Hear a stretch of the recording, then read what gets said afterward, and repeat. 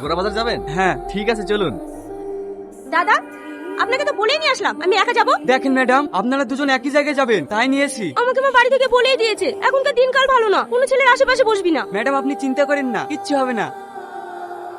দাদা, বলেন ম্যাডাম। এই ছেলেটা পুরো গুন্ডার মতো দেখতে, কেমন ভাবে তাকাচ্ছে। দিনকাল ভালো না, চারিদিকে মেয়েরা রেপ হচ্ছে, আমার ভীষণ ভয় করছে। দেখুন, আপনি আজে বাজে কথা বলবেন না। আপনি নিজেকে কি ভাবছেন? আমি ভদ্র ঘরের ছেলে। চেহারা দেখে তো একটা ভিলেনের মতো লাগছে। কি বললেন? কিছু না। কি ব্যাপার তুমি এখানে? প্রশ্নটা তো আমারও, তুমি আমার পেছন পেছন চলে এসেছো। আমি কেন তোমার পিছন পিছন আসতে যাবো? এই ঘর তো আমি ভাড়া নিয়েছি। আন্টি, এসব কি হচ্ছে? এই ঘর তো আমি ভাড়া করেছি। এ আসলে কোথা থেকে? এই মেয়েটা ঘর ভাড়ার জন্য এসেছে, আমি ওকে বললাম এখানে কোনো ঘর ফাঁকা নেই, তবু একটা রাত থাকার জন্য কান্নাকাটি করছিল, তাই ওকে থাকতে বলেছি। আমি আমার রুমে কোনো মেয়ে থাকতে দেবো না। ওকে এখান থেকে চলে যেতে বলেন। তাহলে আমার আর কিছু করার নেই।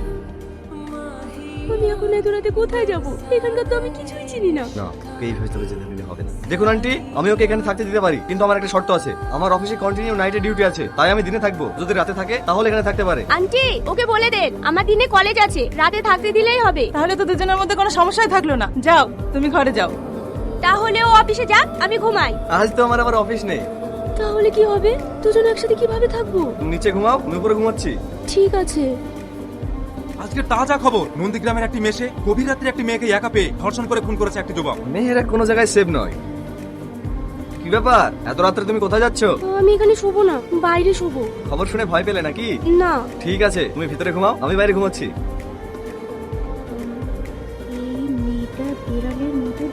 আমি বেড়ালের মতো দেখতে? কে বলেছে তুমি বাদরের মতো দেখতে? আজকাল বাদররাও যে হাসে, এই প্রথম দেখলাম। আমার বয়ফ্রেন্ড চিঠি পাঠিয়েছে, সেটা পড়ে আমি হাসছি বলে অন্যজনের খুব হিংসে হচ্ছে। আর হিংসা হবে নাই বা কেন? গাধাদের সঙ্গে তার কেউ প্রেম করে না, তাই জ্বলছে আর লুচির মতো ফুলছে।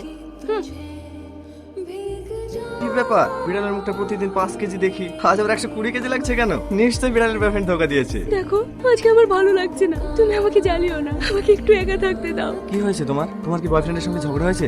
না। তাহলে কান্না করছো কেন? আমার আবার বিয়ে ঠিক করে ফেলেছে, কিন্তু আমি ওকে ছাড়া বাঁচবো না। এখন আমি কি করবো কিছু ভেবে পাচ্ছি না। মন খারাপ করো না, তোমার ভাগ্য আর আমার ভাগ্য একই গো। চলো, রোজ তো আমরা ঝগড়া করি, আজকে একটু বাইরে থেকে ঘুরে আসি। আমি যাবো না। আরে চলো না, আজ নয় ঝগড়া বাদ দিয়ে দুজন দুজনের সুখ দুঃখ গল্প করবো।